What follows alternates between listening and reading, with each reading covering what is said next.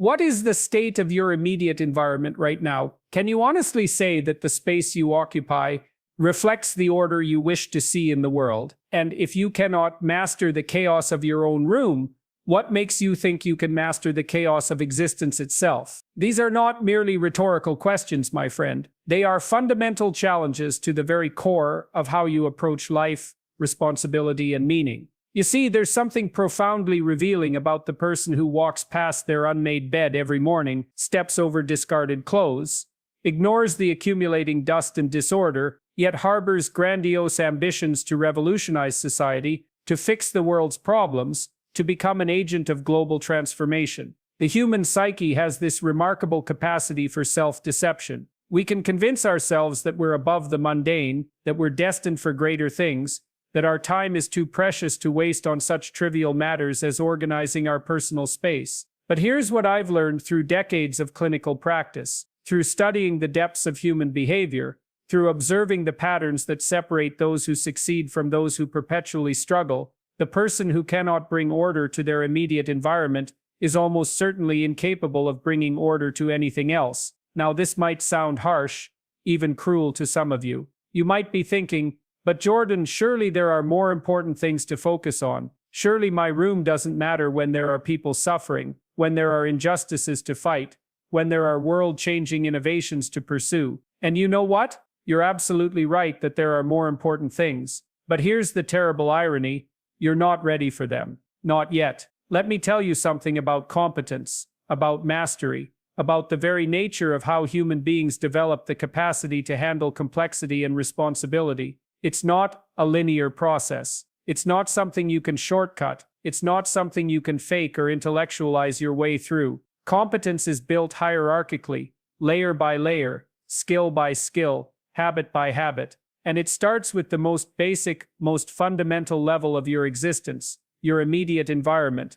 When you clean your room, you're not just organizing objects. You're engaging in a profound act of self-respect. You're declaring to the universe, to your unconscious mind, to the very fabric of reality itself, that you believe your life has value, that you're worth the effort, that you deserve to exist in a space that reflects order rather than chaos. This is not a small thing. This is not a trivial matter. This is the foundation upon which all other achievements are built. Think about it this way. Your room is a mirror of your inner state. It reflects your relationship with discipline, with attention to detail, with follow-through, with the ability to see a task through to completion. When you walk into a clean, organized room, you're reminded of your capacity for competence. When you walk into chaos, you're reminded of your incompetence. And which reminder do you think better prepares you for the challenges ahead? But there's something even deeper happening here. Something that touches on the very nature of consciousness itself. You see, consciousness is not some abstract philosophical concept. It's not some mystical property that exists independently of the physical world. Consciousness is embodied, it's situated, it's always consciousness of something in some place, at some time. And the quality of that consciousness, the clarity of your awareness, the sharpness of your attention, is directly influenced by the quality of your immediate environment. When you're surrounded by disorder, your attention is constantly being pulled in different directions. Part of your mind is always tracking the chaos, always slightly agitated by the visual noise, always carrying a low-level stress response to the disorganization around you. You might not consciously notice this, but your unconscious mind certainly does. And that background stress, that constant drain on your attention, that subtle but persistent reminder of your lack of control, it adds up, it accumulates. It becomes the water you swim in, so familiar that you forget it's there. Now imagine the opposite. Imagine walking into a space where everything has its place, where surfaces are clean, where there's a sense of intentionality behind every object's placement. Your mind immediately calms, your attention sharpens, your stress levels drop. You feel, perhaps without even realizing it, more capable, more focused, more ready to tackle whatever challenges await you. This is not mysticism. This is not pseudoscience. This is the practical reality of how human consciousness operates in relationship to its environment.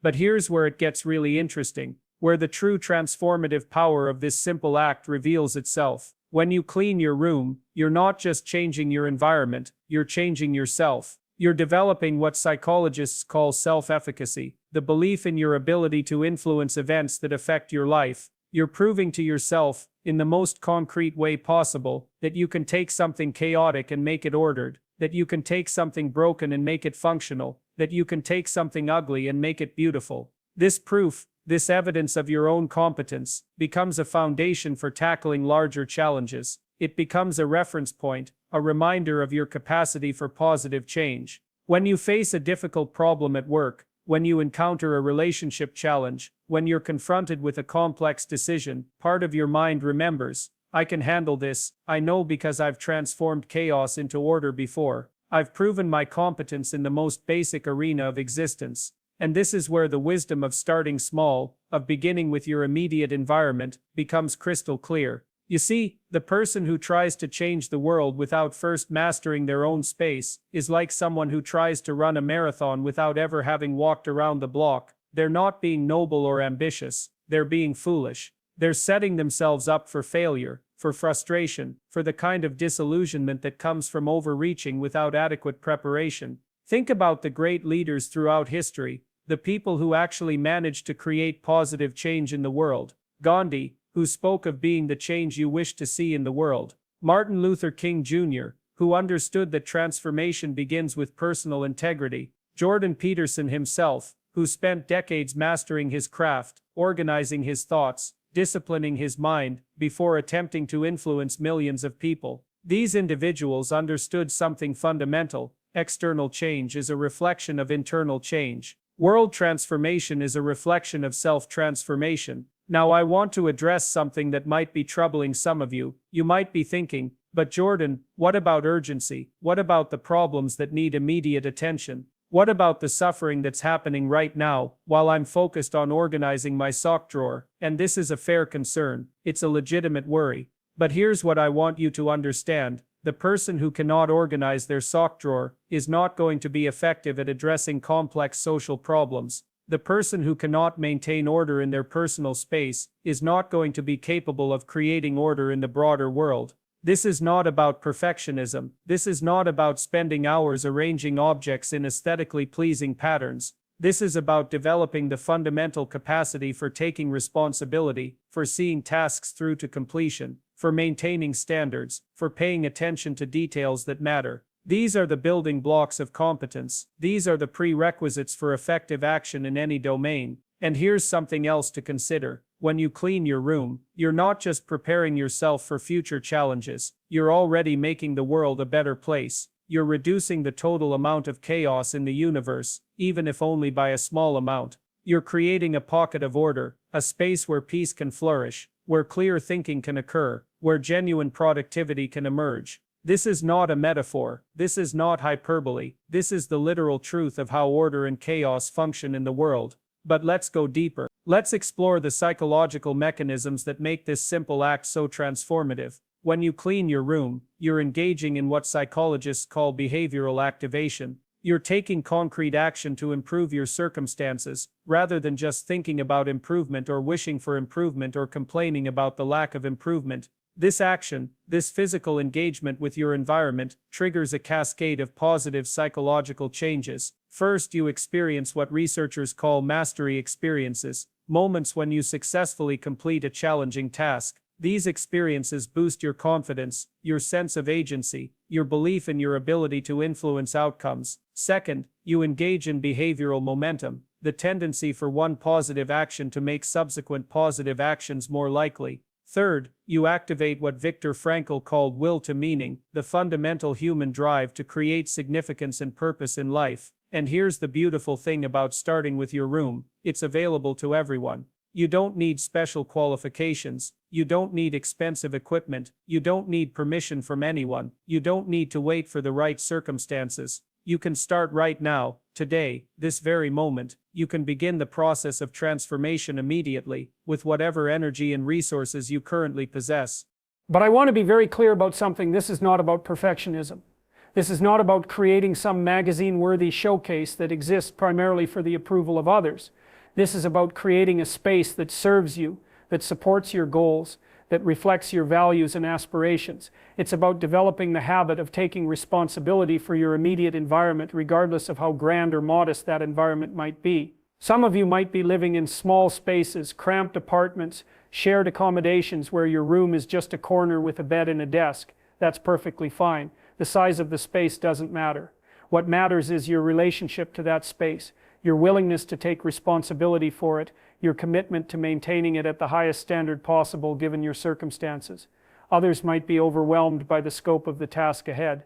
You might be looking around at years of accumulated clutter, at deeply ingrained habits of disorganization, at what seems like an impossible mountain of work. And I understand that feeling. I've been there myself. I've worked with countless individuals who felt paralyzed by the sheer magnitude of the change they needed to make. But here's the secret. You don't have to do everything at once. You don't have to achieve perfection immediately. You just have to start, make your bed. That's it. That's the first step. It takes 30 seconds, maybe a minute if you're being particularly careful. But in that simple act, you're establishing a pattern of completion, a habit of following through, a commitment to maintaining standards. You're sending a message to your unconscious mind that you're the kind of person who finishes what they start, who takes pride in their environment, who believes their life deserves to be surrounded by order and beauty. Tomorrow you can make your bed again and maybe also clear your desk. The day after that you can make your bed, clear your desk, and organize your closet. Step by step, day by day, you're building not just a cleaner room but a stronger character. You're developing not just organizational skills but life skills. You're creating not just a more pleasant environment but a more capable version of yourself. And here's where the magic really happens. As you develop competence in this small arena, you'll find that competence naturally expanding into other areas of your life.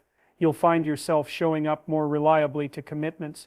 You'll find yourself following through on promises more consistently.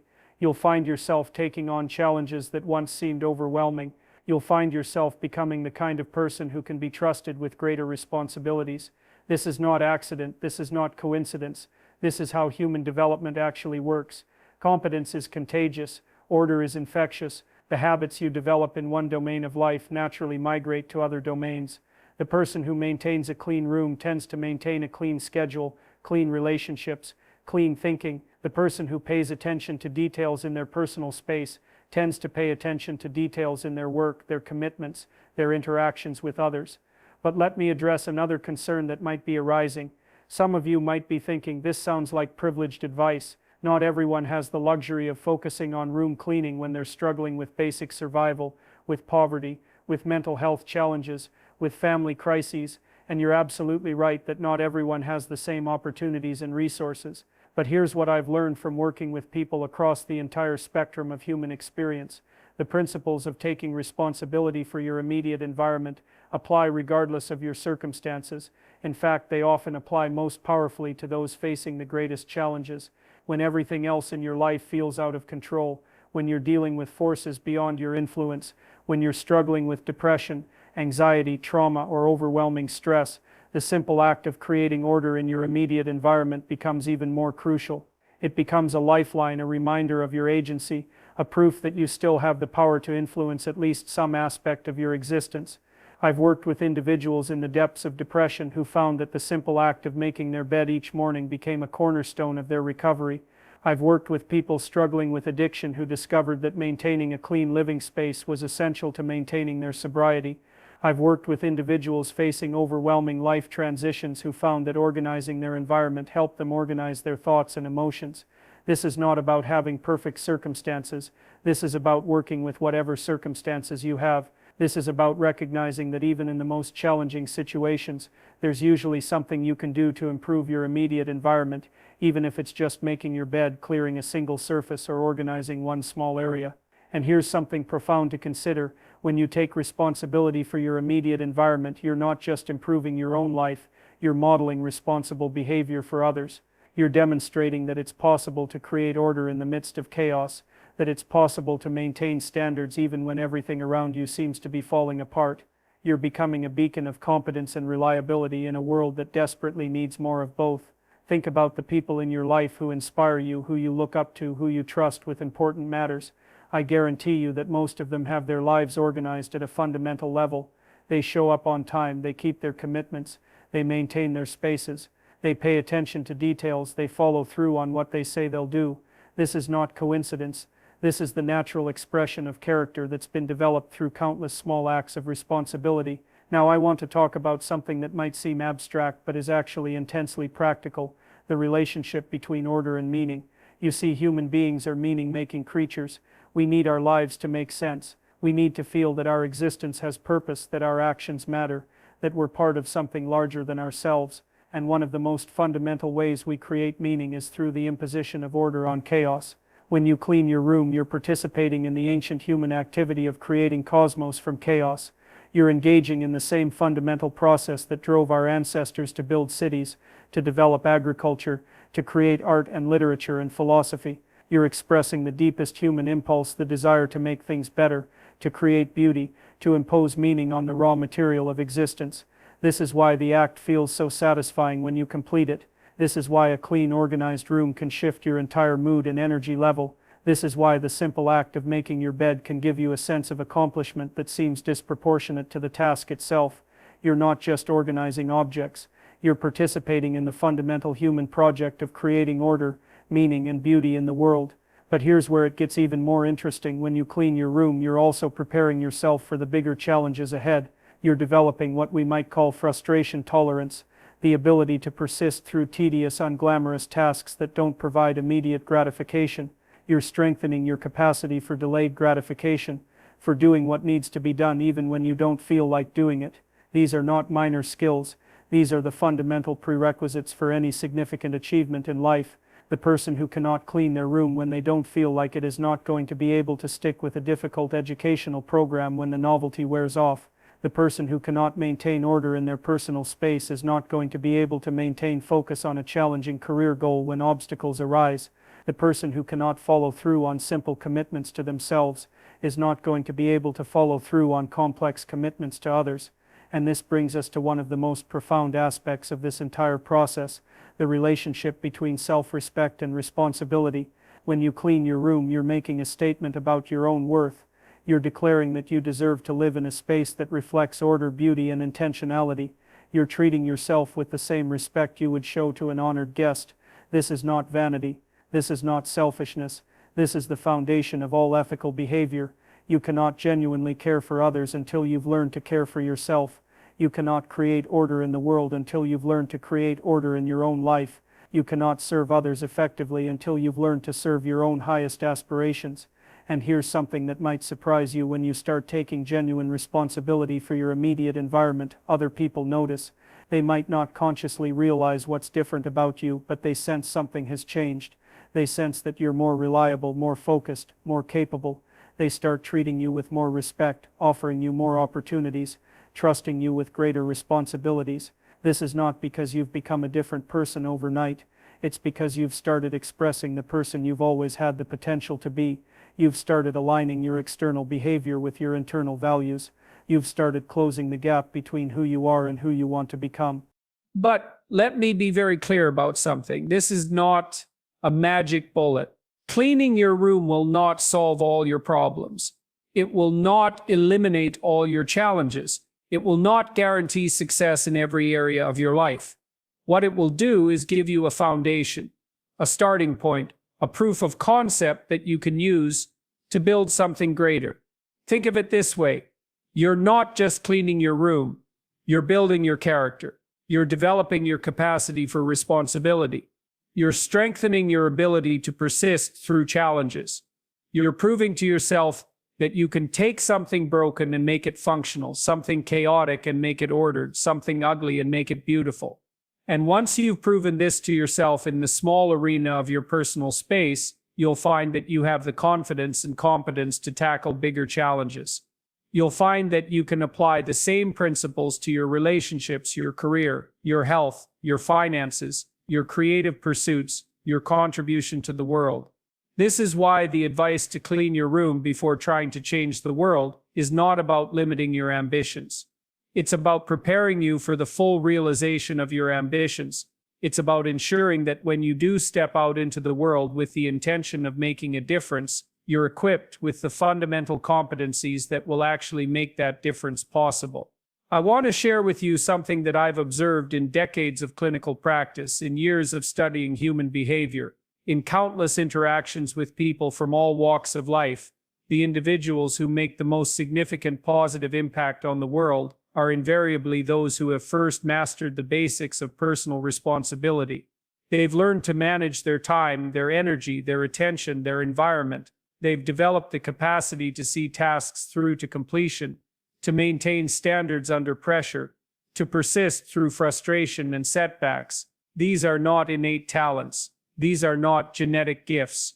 These are skills that can be developed by anyone, starting with the most basic level of taking responsibility for your immediate environment, starting with cleaning your room. Now, I want to address one final concern that might be arising. Some of you might be thinking, this all sounds very individualistic. What about community? What about social responsibility? What about the problems that require collective action? And these are excellent questions. They reflect a sophisticated understanding of how complex problems actually get solved. But here's what I want you to understand. The best way to contribute to collective action is to become the kind of individual who can be counted on.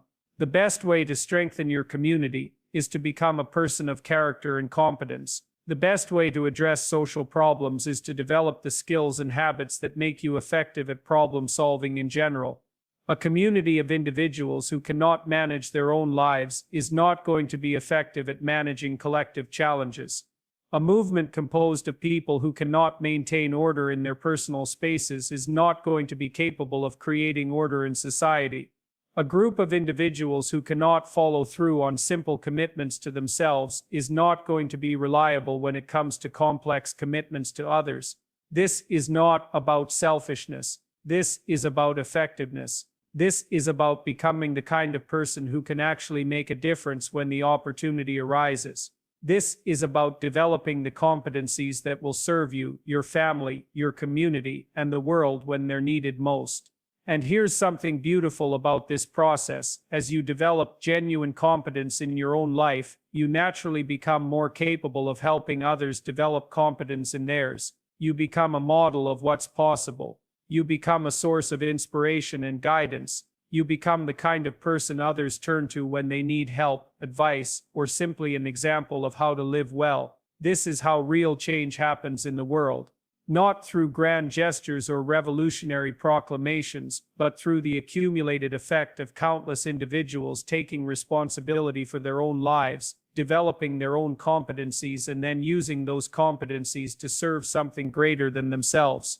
So I want to leave you with this. Your room is not just a room, it's a laboratory for developing character. It's a gym for strengthening your capacity for responsibility. It's a practice ground for learning the skills that will serve you throughout your entire life. When you clean your room, you're not just organizing objects. You're organizing yourself. You're preparing for the challenges ahead. You're building the foundation for whatever contribution you're meant to make to the world. The person who can transform chaos into order in their personal space is the person who can transform chaos into order anywhere. The person who can maintain standards when no one is watching is the person who can maintain standards when everyone is watching. The person who can follow through on simple commitments to themselves is the person who can follow through on complex commitments to others.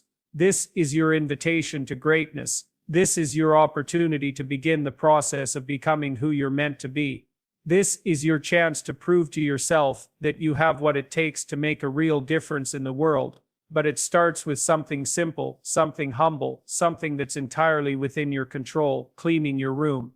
You have the power to transform your life, starting right now, starting with the space you occupy.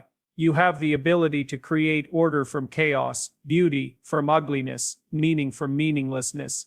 You have everything you need to begin this journey of transformation. The only question is, will you begin? As I've often said, and as I want to emphasize one final time, set your house in perfect order before you criticize the world. This is not just advice. This is a challenge. This is a call to action. This is your moment to stop making excuses. Stop postponing responsibility. Stop waiting for perfect conditions and start taking control of your life at the most fundamental level. The world needs people who can be counted on. The world needs individuals who can create order from chaos, who can maintain standards under pressure, who can follow through on their commitments. The world needs you, but it needs you at your best. And your best begins with taking responsibility for your immediate environment. So I invite you to take action today. I invite you to begin the process of transformation.